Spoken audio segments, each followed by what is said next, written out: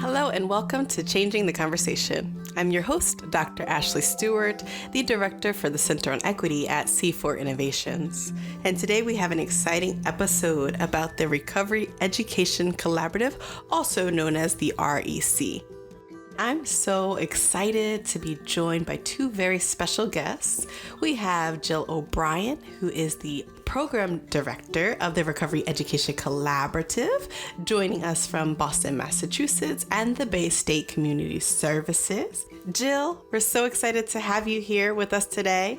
Thank you, Ashley, so much. We also have Brother Jeffrey, and Brother Jeffrey is the Recovery Education Collaborative Community Engagement and Outreach Coordinator. Thank you, Ashley. I'm humbled and honored to be here today. I'm very excited as well. I'm excited too. And Jill, you're here joining us from Bay State Community Service, and Brother Jeffrey from Torchlight Recovery. Before we talk a little bit about the REC as a whole, I'm wondering if you could tell me a little bit about your organizations, the populations you serve, and just a little bit about them. Bay State Community Services is a leader in providing social services. We are promoting emotional and social well-being to the communities that we serve. And we are seeking to empower individuals and families through culturally competent behavioral health, substance use recovery prevention, and rehabilitative justice programs. We have over 80 programs in the South Shore of Massachusetts. Awesome. Tell us about Torchlight, Brother Jeffrey. Torchlight is an organization, a nonprofit organization that was established, I believe, 3 years ago. And our goal and our purpose is to, uplift the people, meet them where they're at and come at our people with the lens of love, respect, and non-judgment. So that entails the whole BIPOC community and those that don't have a voice, and we're their lens and we're their voice. So it's incorporating reentry. Any resources that we could come across, we're going to get those resources into the people's hands, and any table that we could sit at, to advocate for, equity and all that would better the life of humanity overall. That's what we're about.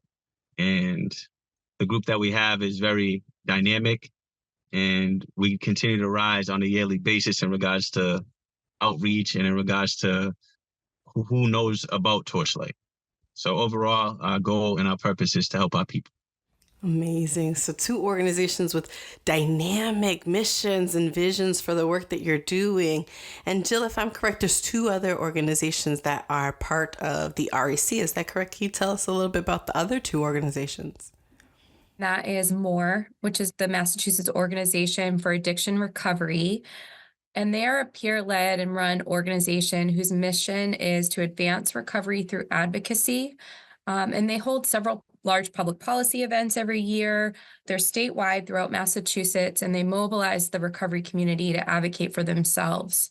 And we also have C4 Innovations, who is an amazing partner. Their mission is to advance equitable access to recovery, wellness, and housing stability for people who are systematically marginalized through training and technical assistance.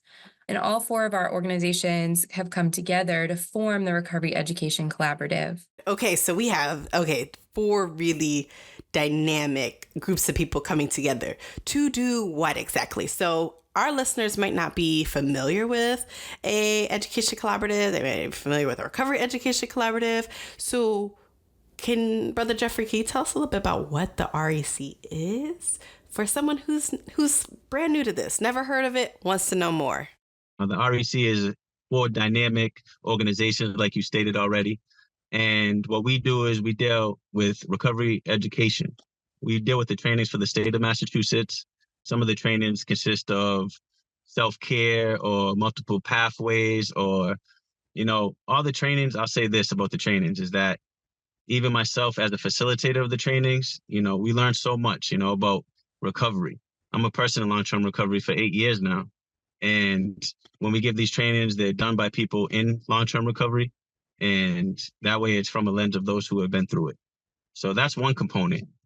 The four organizations that we have in the collaborative, we've come together, and the thing that we have in common that makes us so powerful is our commitment to equity, advocacy, and empowerment of recovery community. And we also have a strong group of people that have lived experience in recovery. I would be remiss if I also did not mention the 14 amazing facilitators that we have that have experience and expertise, both lived experience in recovery and expertise in their work in the recovery field that on a daily basis are providing the training for the community. So while we have these four amazing organizations, the people that are doing the work day to day is what is the heart and soul of the Recovery Education Collaborative. Another interesting and important component of the REC is our leadership team, which consists of 2 individuals from each organization. And we meet on a weekly basis every Tuesday, and we talk about whatever information we gather throughout the state. And we're trying to pretty much uplift people in the communities and in the state. We're pretty much looking for information, how we could better the trainings, how we could better work within our organizations and utilize the resources and our capabilities to better assist the people.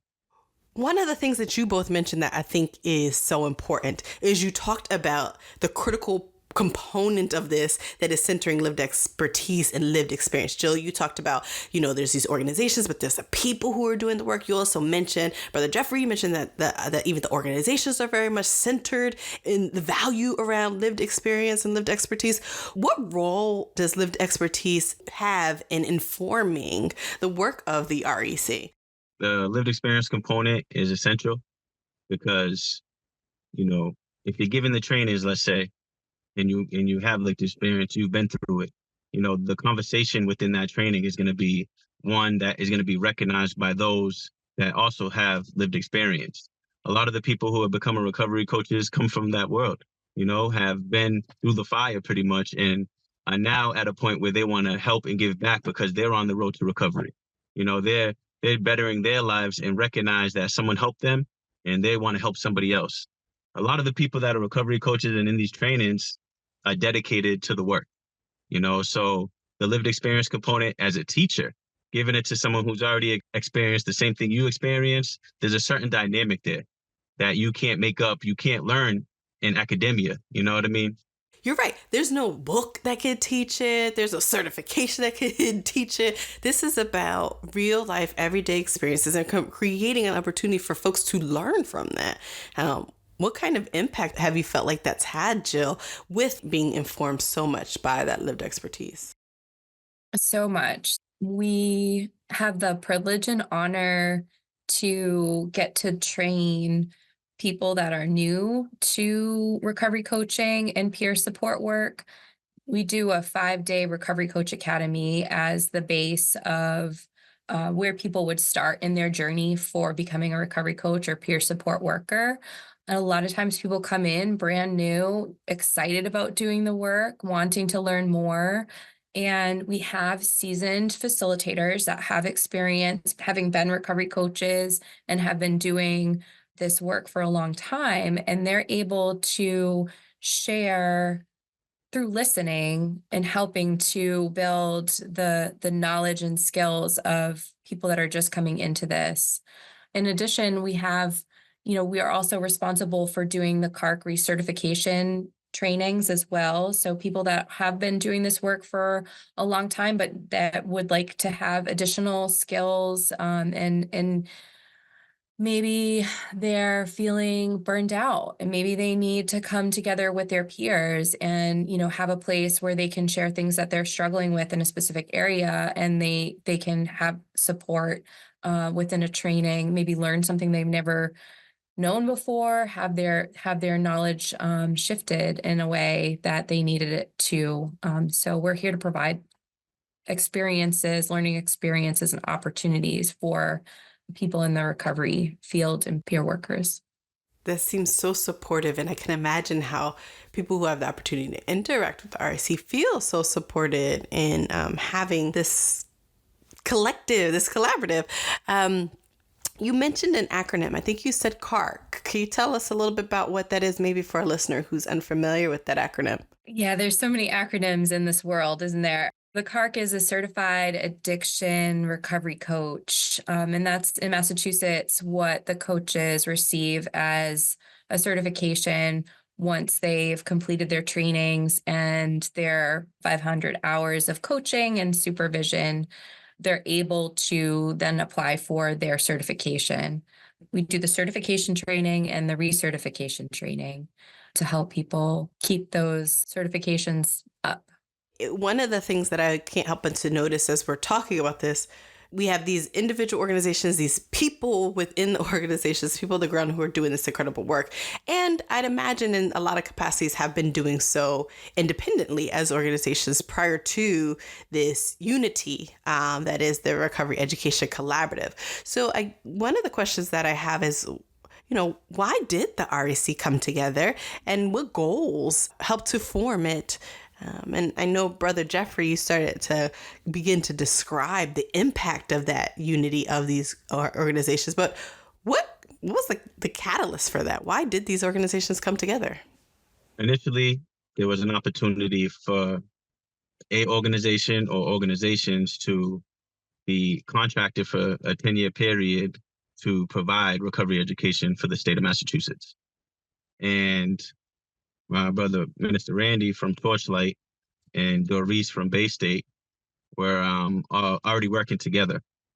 And when this came up, Doris brought it to Minister Randy and said that Torchlight would be a good group to be part of this collaboration. And Doris and Bay State already have partnerships, I believe, with Moore and C4 Innovation. So it kind of came together in such a way that, the organizations that were already connected would have made an amazing collaboration. So that was the initial joining of the groups.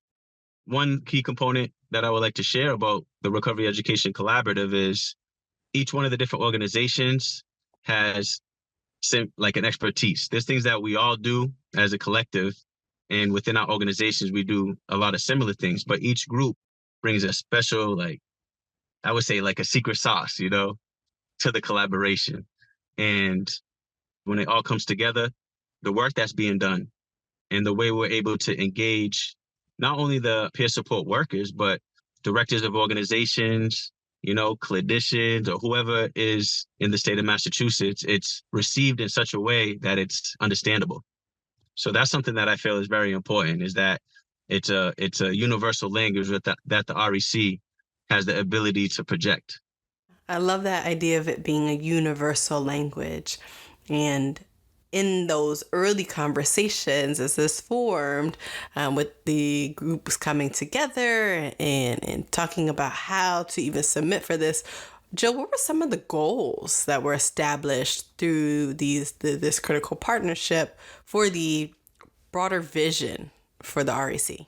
We've taken it on to deliver and to really take it to the next level of what's already been done, to continue to support the peer support workers and just to bring it into the next generation of what's being done. In addition to that, we're also extremely committed to equity. We really see that there's a need for more coaches and peer support workers from communities that have been traditionally marginalized, communities that don't have the representation in the BIPOC community, in the Spanish-speaking communities, in the deaf and hard of hearing communities, and the LGBTQ plus communities. So the organizations that have come together have made a commitment and to really help to develop coaches in those specific communities. And so we're really excited to see how that unfolds. Yeah, and this is something that's needed far and wide. I know that this is happening uniquely in the Boston area. And as Brother Jeffrey already alluded to, there's some secret sauce that's associated with this process too.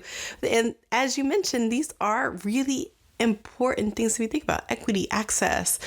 What are some of these unique features that could be replicated? So I'm thinking about someone who's listening to this and they're like, yeah, there's definitely some secret sauce. And we want some of that sauce too. We want to be able to replicate this. We want to be able to prioritize these same areas of focus for recovery in our state. So what are some of these unique things that you feel can be replicated? And what would you offer if you were to share a little bit of the secret sauce, Brother Jeffrey? It's supposed to be a secret, but I'll share some things that I believe are key components to the collaboration. One of the main things is the different organizations can do what they're good at and still be part of the collaboration. But at the same time, with this collaboration, there's a lot of cross work being done. One of the main things that we are, I believe, is humble as an organization, willing to share, willing to listen, and if we're not on point, take that in and try to do better, so there's a lot of humility going around, even on the leadership table. So humility is a key component. And on top of that, authenticity. Several of the people that are part of the REC have lived experience, and, being able to share that openly, and bring it to, the work that we do and keep it at the forefront, I think is a key component as well. That's a little bit of the secret sauce. I can't give it all to you though. I've got a couple more ingredients I could add.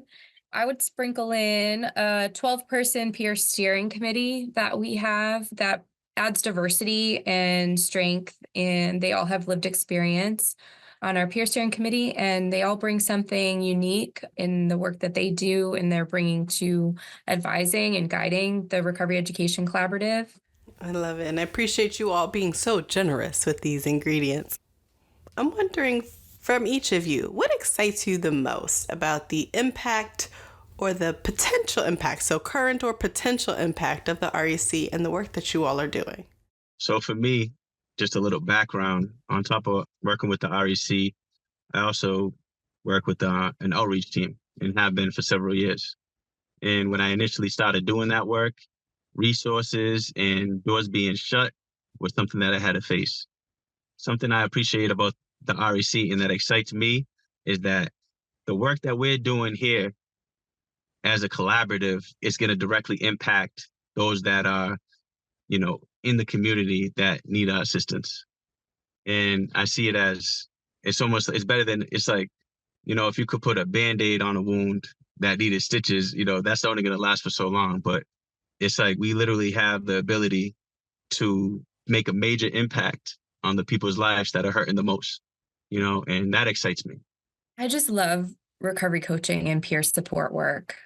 I absolutely love it. Walking alongside someone that is struggling, and the benefit and support that a recovery coach or peer support worker can have in someone's life is transformative. And I get to see it firsthand as a recovery coach myself, and to be able to build a workforce that can do this across the state and can do it well, and for them to feel confident in their work, for the recovery coaches to feel confident in their work and capable in their work, and to get to see results, that is exciting to me. We have an opportunity, we have a 9-year contract. So to be able to see that over time and to really see the strength in the numbers that we're going to be able to help to build and develop is incredibly, incredibly exciting to me. Yeah, absolutely. Brother Jeffrey. Jill hit it on the head talking about the contract and the amount of years. If you think about it, we have an opportunity to shape the recovery education in the state of Massachusetts, and we can also share it throughout different states. So we have the ability to pretty much establish something that spreads throughout the United States, if not the world. And that's not a far-reaching statement. I believe that's accurate, and that can actually happen. That's the REC. That's exciting. That is exciting. I'm certain that there are listeners who are tuned in who are thinking about, okay, I want to do this in my state. What are some pieces of advice that you would have for them? One, you all have been able to demonstrate and I think really communicate where the possibilities lie. And I'm sure there have been some challenges that you have overcome in this process, some lessons learned. So what are just a couple takeaways you would have for listeners who are interested in doing this in their states? Anything of value has a difficulty factor attached to it. So you're going to have bumps. you're going to have issues with maybe within the collaboration. But at the end of the day, my key advice would be to keep your focus on those that are going to be assisted by the work that you're doing. Because a lot of people get involved in this work because they had to deal with it themselves, or even if they didn't deal with it themselves, they may have family members that have dealt with it. If we've all had somebody impacted by substance use disorder, and just don't give up is what it is. Don't give up and don't quit. Just keep fighting, and you guys will be able to do it.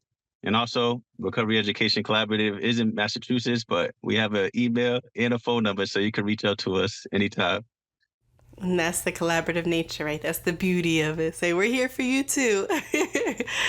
What about you, Jill? Any thoughts you'd have for listeners who are excited to think about this and want to be as best prepared as possible?